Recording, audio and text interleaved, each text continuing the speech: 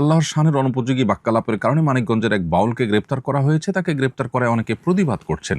এটাকে বাকস্বাধীনতা হস্তক্ষেপ হিসেবে দেখছেন তারা।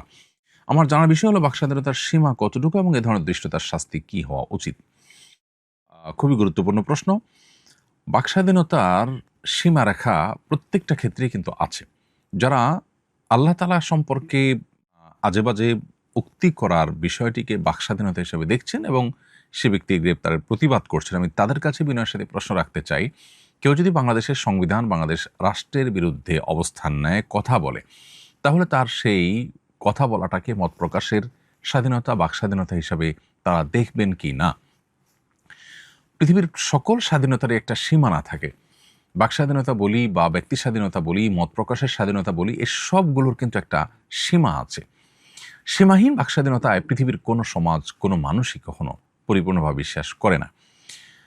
একটা সমাজের 90% মানুষ বা তারও বেশি সংখ্যক মানুষ আঘাতপ্রাপ্ত হতে পারে, সংক্ষুব্ধ হতে পারে, সেরকম উক্তি করা এটা কিভাবে বাকস্বাধীনতার মধ্যে পড়ে?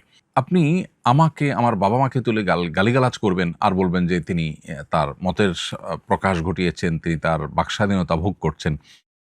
এটা কি কোনো সভ্য সমাজে গ্রহণ করবে?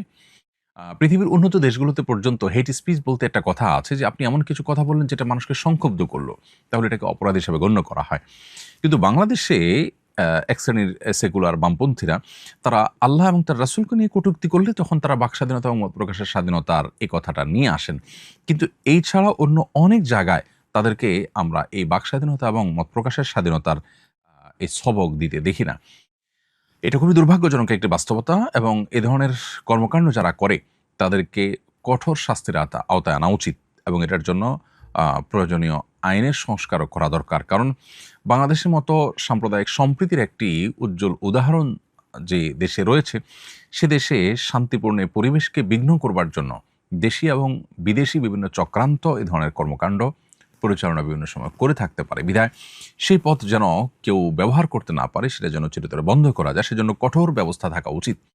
এবং তথাকথিত মত প্রকাশের স্বাধীনতা বা বাকস্বাধীনতার নামে এ ধরনের বিষয়গুলোকে যারা প্রশ্রয় দিয়ে থাকেন, তারা নিজের সঙ্গে প্রবঞ্চনা করছেন, প্রতারণা করছেন বলে আমরা মনে করি এবং দেশের মানুষকে তাদের ব্যাপারে সোচ্চার হতে হবে, সজাগ হতে হবে।